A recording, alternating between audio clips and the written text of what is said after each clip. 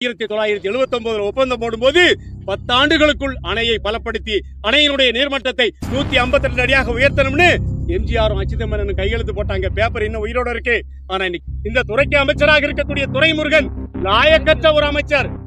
கேரளாவிலே நீர்வளத்துறை அமைச்சராக இருக்கக்கூடிய ரோசி அகஸ்டின் ஒரு பவர்ஃபுல் ஹை ஸ்பீட் இன்ஜின். அவரு இது ஸ்லோ ஸ்பீட் கூட கிடையாது, பழைய டீசல் இன்ஜின்.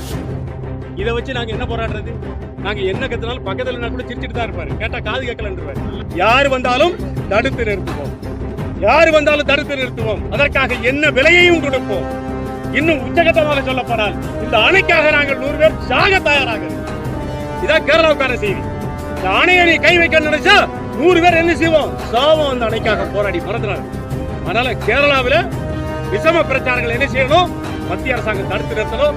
தேவைப்பட்டா இந்த கையாளாகாத பினராயி அரசு கவர்மெண்ட் என்ன செய்யணும்? டிசால்வ் பண்ணணும். 375. அதான் உண்மை. அதனால முல்லை பெரியார் அணைக்குள்ள